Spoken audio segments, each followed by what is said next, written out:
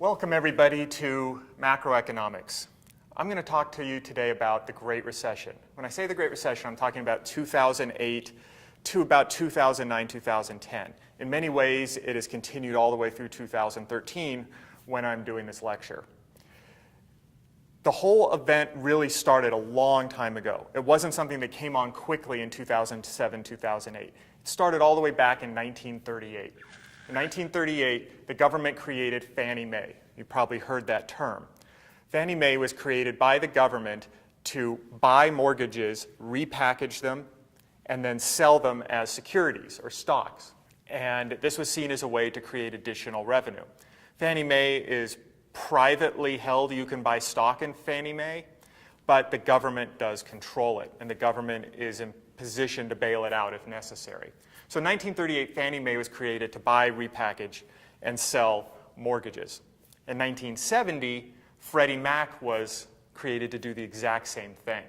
So you had two entities, Fannie Mae and Freddie Mac, that created demand for mortgages. These mortgages were once again repackaged and sold. In the 1970s, under Carter, we passed the Community Reinvestment Act. The CRA was designed to help low-income people get into homes. It wasn't really enforced after it was passed because Carter was soon out of office. Reagan came into office and decided not to enforce the CRA. When Clinton got into office, he was a little hesitant at first to enforce it because he knew what the impact would be. When you have legislation that forces banks to make loans to people that cannot pay them back, you're going to eventually have some major problems. However, this was great for re-election. If the Democrats under Clinton and before that under Carter could tell people of a certain income level that we are going to create a situation where banks are forced to lend you money to get into a home, they could get more votes. So that was really the motivation behind this. There was also definitely a motivation to help these people and get into homes. The thinking was that if we can get them into the home, even if they can't afford the mortgage payment at first, their incomes are going to go up over time, and eventually they'll be able to make that payment. Of course, that's a big gamble. And the banks have these algorithms that they create. These algorithms come up with a threshold at where your income must be to afford a mortgage of a certain level. So they know that if you make $40,000 a year, you could only afford a mortgage payment of, say, $1,500 a month. And the CRA, in essence, told banks you cannot use these algorithms anymore, or you must change them and lower that threshold. So that's what the banks they fought against this because they knew it would ultimately put them in financial peril and the housing market in general. Late in Clinton's administration, into his second term, he decided to have this actually enforced. And so he put the HUD director, Housing and Urban Development, Andrew Cuomo, who's still a major player in politics today, put Andrew Cuomo on the task of forcing these banks, of enforcing the CRA, forcing banks to make these loans. Cuomo started to push this law onto the banks. And so the banks were forced to make these loans that they knew people could not pay. These were called subprime loans. That's a term you've probably heard. So these subprime loans typically were interest only or no down payment or both. And that's always dangerous because people don't have an investment into the home beyond their payments. So if you do a no down payment home loan, they're not putting any money down. So there's nothing to hold them to that home. There's no investment into it of cash. So the connection between the homeowner and the home is tenuous at best. So it's very easy for them to walk away from it, once again, because they're not walking away from a down payment, which traditionally tied people to the home and kept them from walking away from it. So these were started to go into place in 1999, 2000, 2001. At this point, Fannie and Freddie started to buy up all these mortgages and create mortgage-backed securities and then resell them. These are very popular because these mortgage-backed securities were very popular among investors because they typically paid between 7 and 12% a year on your initial investment. So there's a demand for these. And when all these subprime loans started to happen, it created additional demand for for loans for housing. But it ramped up pretty slow because just as it started to get going, 9/11 hit. That scared people off from buying homes. Interest rates were also fairly low, but they were going to get lower still. So this is a problem beginning to build. In 1999, something else very important happened. Actually, I'm going to take a step back and say that there's several events that led up to the Great Recession. If this one thing didn't happen, the whole recession wouldn't have happened. The whole house of cards wouldn't have fallen. And one of those events was Cuomo enforcing the CRA. That was one of those events. If he didn't do that, the entire Great Recession would not have happened. Another one was in 1999, Glass-Steagall was repealed. Glass-Steagall was an act passed in the 1930s, right during the Great Depression, to prevent exactly what happened from happening. In the 30s, investment banks and commercial banks were put together. And when they would fail, people would lose their personal savings. And I'll explain that a little bit better. When commercial banks are a place where you and I would put our savings and have our checking accounts. And investment banks are banks that create securities and they invest in fairly risky ventures to create income for themselves. They were by law under Glass-Steagall separate.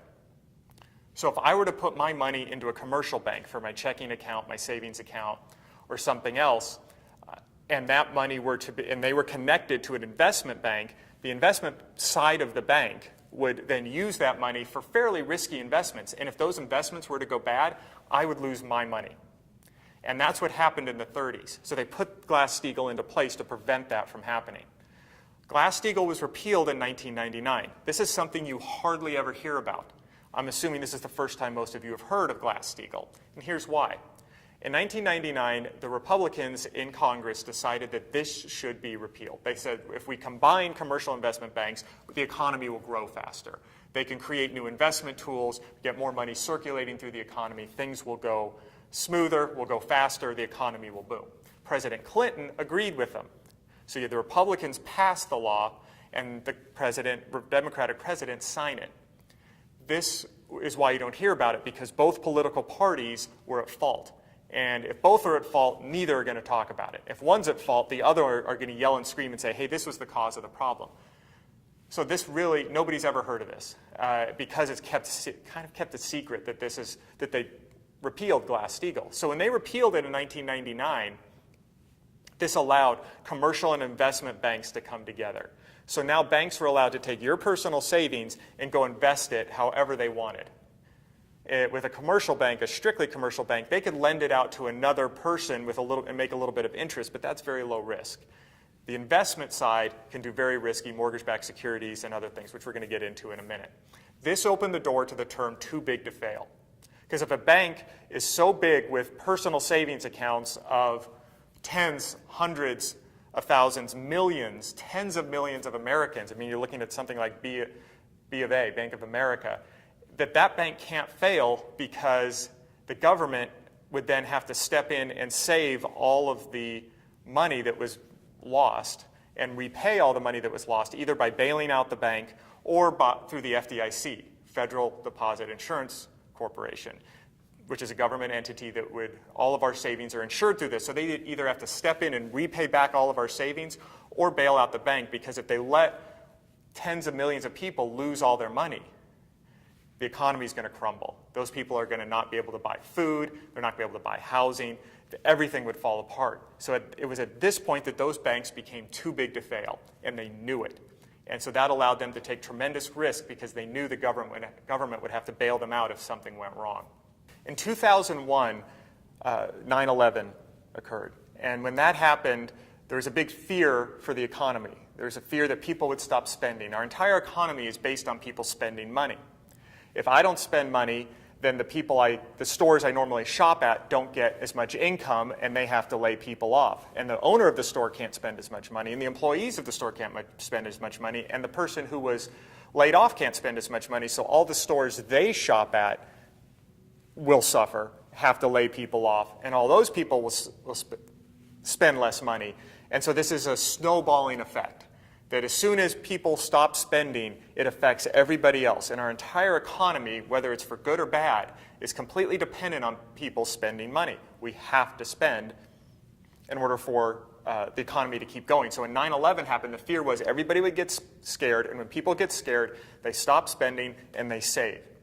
And once again, as scary as it may be, if we start saving money, increase our savings rate, it hurts the economy tremendously. If we all go from saving 5% of our income to 15% of our income, our economy could shrink by 10%. It may not be quite that much, but it will cause a pullback in the economy. GDP will decrease if we stop spending, and it will cause a recession. So because of that knowledge and because of that fear, you may remember President Bush saying, please go shopping. That was his solution to 9/11. He said, we have to keep spending or else our economy will crumble, and that's what the terrorists wanted. So Greenspan, who was chairman of the Federal Reserve, who controls interest rates, decided that he was going to lower interest rates after 9/11. By lowering interest rates, you make loans cheaper. When you make money, loans equaling money, when you make money cheaper, people are more likely to take out loans, and they're more likely to spend money. Buy cars, buy homes, build their businesses up. If you've been waiting to take out a small business loan to grow your business, if the rates go down, that would be the time to do it. And if you decide to remodel your house and the rates go down, you take out a loan then, and it's cheaper to remodel your house. So the thinking was, let's bring rates down, stimulate the economy. It worked. The economy didn't really suffer much after 9/11. We had a little bump down, but not too bad.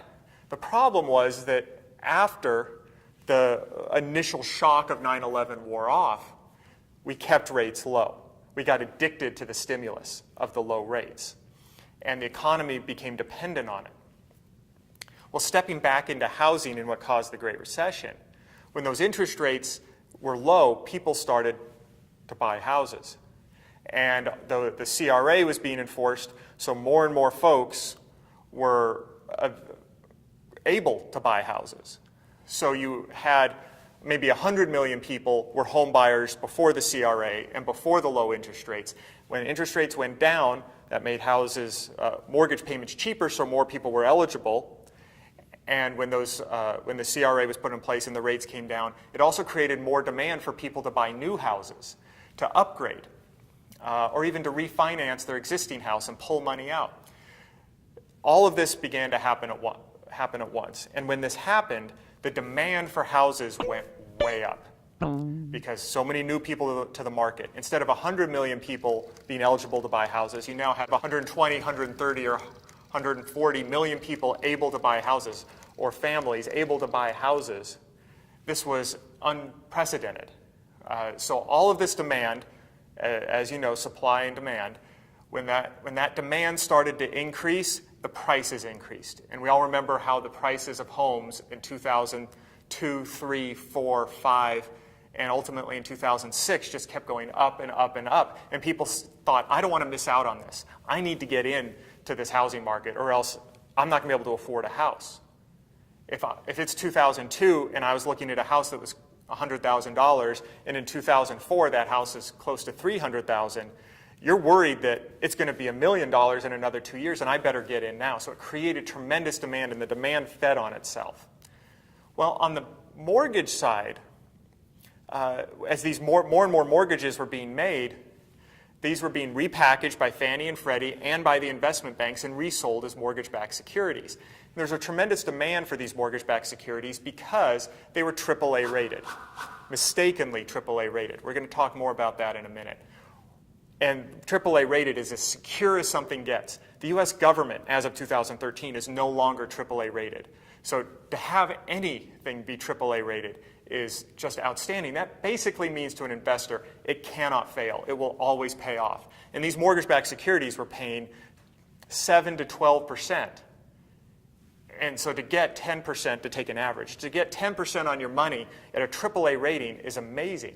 So people were buying these up, mutual funds, other countries, cities, pension funds, individuals were all buying these as quickly as they possibly could. So because they were buying them and there was a finite number of these securities available, there's a demand from the investment banks to the mortgage companies to sell more mortgages, sell more houses. We need more mortgages in order to feed this insatiable demand for more mortgage-backed securities. And so they started to lower their standards even further. There came a point when you can simply just call in. You didn't even necessarily need income to get a loan because there was such demand on the other end and such pressure on the other end to make these sales.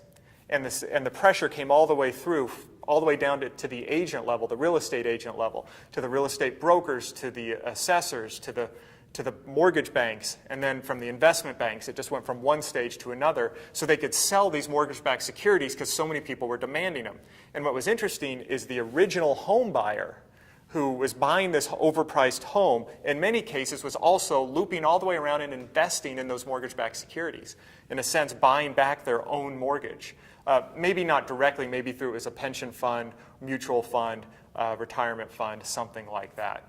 I mentioned before that these mortgage-backed securities were rated AAA, which means nothing could go wrong. The odds of something failing are a fraction of 1%. Why were they rated AAA? Because these securities were made up of a whole bunch of bad mortgages, mortgages that would probably fail. And the thinking was that if you put a lot of bad mortgages together, somehow it created a good security, a good stock. And the reason that it was rated AAA is because a gentleman by the name of David Lee created something called the Gaussian-Coppola function. Now, this is another one of those events that if he hadn't created this Gaussian-Coppola function to rate mortgage-backed securities, he actually didn't build it to rate mortgage-backed securities. He built it to rate other things, and it was used for mortgage-backed securities. If he didn't do this, or this wasn't used, none of this would have happened. People wouldn't have invested as much as they did in these mortgage-backed securities, which would have lowered the demand, which would have stopped this whole machine before it could really get started. Because these would have been rated at a level much lower than AAA, probably at the B level, people wouldn't have bought them and it would have lowered demand. But he created this function. When you fed all the information on these mortgage-backed securities into his function, they came out at AAA. This was a huge mistake. It was basically an incorrect algorithm that he created that was just wrong. Well, nothing could be done about it now, so it was wrong. People were still investing in it, and these investment banks were so heavily leveraged into these mortgage-backed securities, they started getting nervous. They said, what if something could go wrong? So they decided to hedge their bets. They decided to take out an insurance policy on these mortgage-backed securities. So if people stopped paying their mortgages and the money stopped coming in to the investment bank from the mortgages, because it was that money that came into the investment bank from the mortgages that they were able to pay out to make that 7 to 12% payment on those securities.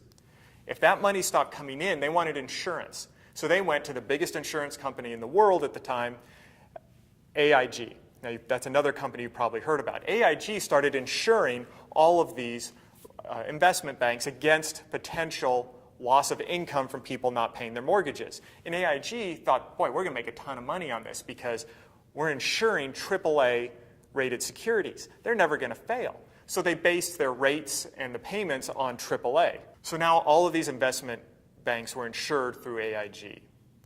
Well, as time went on, all those initial subprime loans made in 2000, 2001 were some of them, but mainly in 2002, 3, and 4, they started to come due. People couldn't keep up with those mortgage payments. Their incomes did not increase as the makers of the CRA initially envisioned. So they couldn't pay anymore. So they stopped paying. And those ARM loans, which meant a low payment for 5 years or 3 years, and then the payment would go way up. Once those higher payments hit, they couldn't pay. So they started to sell their homes. Well, there was still a lot of demand for homes, so when the homes, they were able to sell them and get out. But as more people sold, that started to flood the market with homes. Also, because of the price of homes increasing, home builders were building like crazy. And so the supply of homes started to increase dramatically, people selling and people building. And that kept the prices from increasing any further. And then as the supply built even more, the price starts to come down. And now people who were investing in homes purely to flip them or as investors, they start to unload their homes. They see the prices falling. Let's get out of these.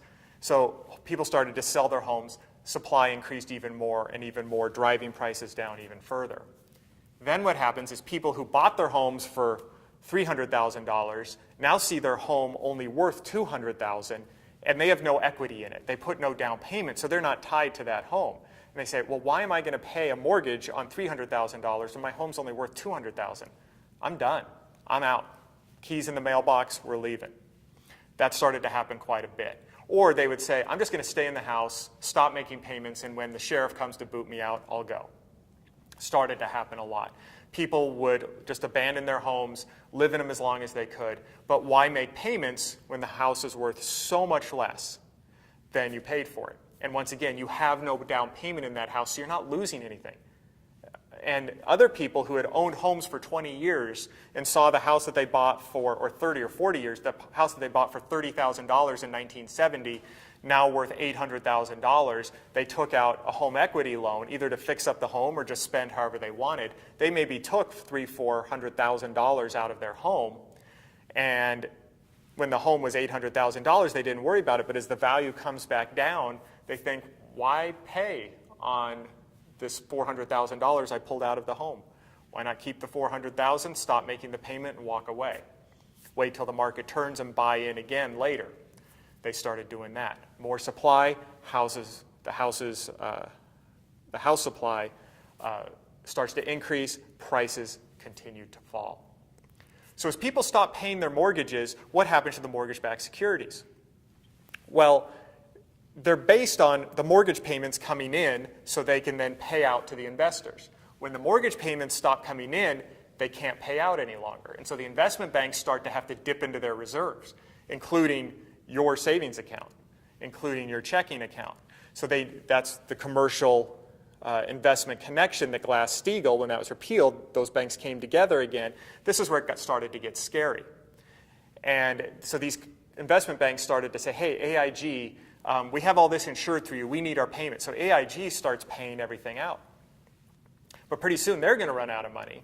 And the investment banks are running out of money. And the demand for mortgage-backed securities, people are getting nervous, and that goes down, so they're not creating new ones anymore, but they can't pay on their existing ones. This was a huge problem. Now that both the investment banks and AIG are on the ropes, they're running out of money quick, and it's getting worse every day. And they go to the government, and all of them together, and say, hey, we're in trouble. This is a big problem. And the government is really caught off guard. The Secretary of the Treasury gets involved, and they start looking at what's going on, and they realize how tremendously scary this problem is, how the entire economy could come to a halt almost overnight. In fact, that is what happened. For a period of time, for a few hours on one day, no money was available from the banks. No commercial paper was available. You say, well, what's commercial paper? Why does that matter? Businesses operate with commercial paper. So your local supermarket, in order to buy food to then resell to you, uses commercial paper to buy food. These are short-term loans issued from banks that keep businesses going. So they don't have to have a large amount of cash on hand. Some of them couldn't ever have that much cash on hand. So the supermarket gets a piece of commercial paper worth $100,000 to buy food. They then resell that food for $110,000, $120,000, pay that loan back, take out another loan to buy more food, pay that loan back, and this is how businesses work. If there's no commercial paper, there's no food on the shelves, the stores close, businesses can't operate. This would be an absolute catastrophe. And for a few hours of one day, there was no commercial paper because all the banks ran out of money because they were paying out these securities till the point where they had no more money. And AIG couldn't pay them anymore for insurance. They were done. So the government had to step in. Because once again, Glass-Steagall, when that was repealed, those two types of banks came together. And so when these banks had no more money, your money and my money were at risk. That if the government just let these banks fail, our money was in big trouble. The government decided to save the bigger ones, where our personal money was at stake. They let a few of them go. Lehman Brothers. This is when everything really took a turn for the worse. When they let Lehman Brothers fail, just went out of business. Now, if Glass-Steagall had been left in place and these investment banks were separate from commercial, the government wouldn't have needed to step in. They could just let these investment banks fail. The people who own these mortgage-backed securities wouldn't get paid anymore, but that would have been the end of it. you and I wouldn't have been at risk unless we had invested in those mortgage-backed securities. We would have still been hit by that, but we would have recovered fairly quickly. It wouldn't have been, we could still issue commercial paper through the commercial banks and, or through the government. Something could have worked there.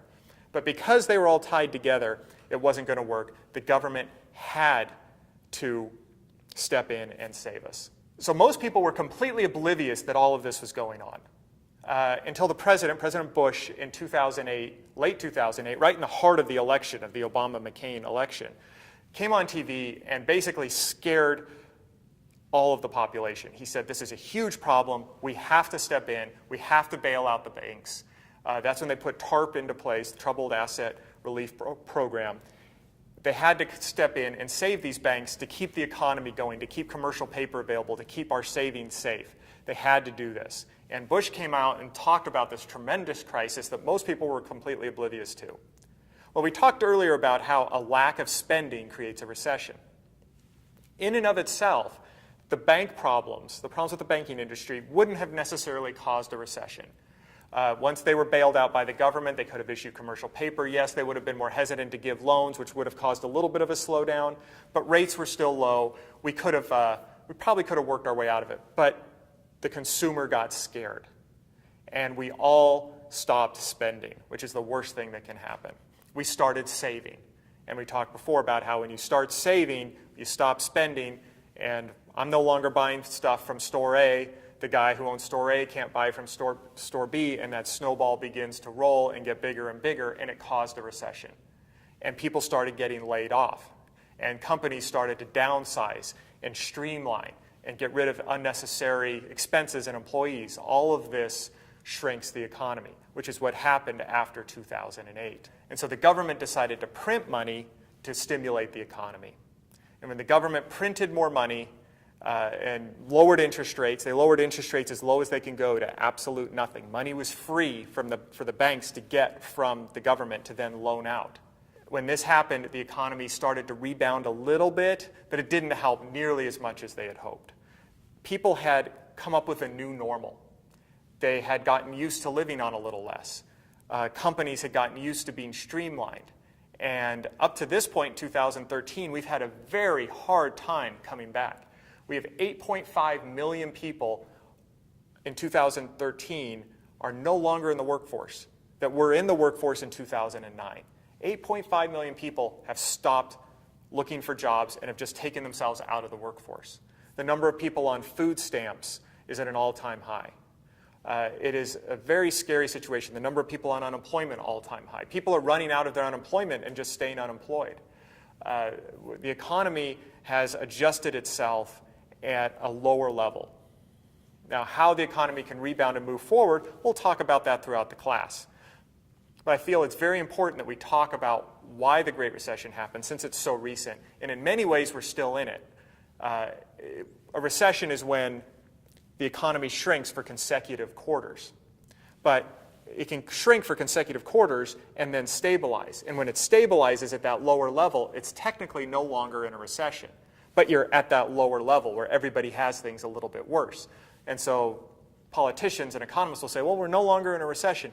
Yeah, but we're at that lower level. We're still at that lower level right now. The government has also tried to introduce legislation to try and prevent this from happening again. Dodd-Frank legislation was passed several years ago, and that limited the banks in lending money. And the idea was this couldn't happen again. So if we limit how the banks lend money, then this whole sequence couldn't happen. What Dodd-Frank did not do is put Glass-Steagall back into place, and so commercial investment banks are still one and the same. What Dodd-Frank has ended up doing is making it harder for banks to lend money, so that's harder for the business folks to get money to grow their businesses. It has actually worked to suppress the economy. We may be a little bit more protected, that's arguable, but we've definitely suppressed growth by making money harder to get. We've also lowered interest rates as low as they can go. With interest rates at the absolute bottom, we have nothing left to do. The government has nothing left to do to stimulate the economy. It's now completely on business. The government has also tried to buy up those bad mortgage-backed securities. As of right now, in early 2013, The government is spending $80 billion a month buying up worthless mortgage-backed securities in an effort to get more money to the banks, which they could then lend out. But once again, the problem is Dodd-Frank is there preventing the banks from lending it out easily. They can only lend it out to certain people who qualify, and there aren't too many of those. The banks could still lend out safely a lot more money to a lot of people who would be no risk, but Dodd-Frank prevents that in many ways. We won't get into too much more detail there. So this was the perfect storm of how the Great Recession came to be. First, the CRA. If that was never passed, none of this would have happened. Then it was enforced by Andrew Cuomo. If it wasn't ever enforced, none of this would have happened. Then we had David Lee and the AAA rating that should never have happened. Then we had Glass-Steagall, that with the commercial investment banks being allowed to merge. If that hadn't been repealed, none of this would have ever happened. But because all those things did happen, we did go through the Great Recession. In many ways, it is going to affect our economy for decades to come.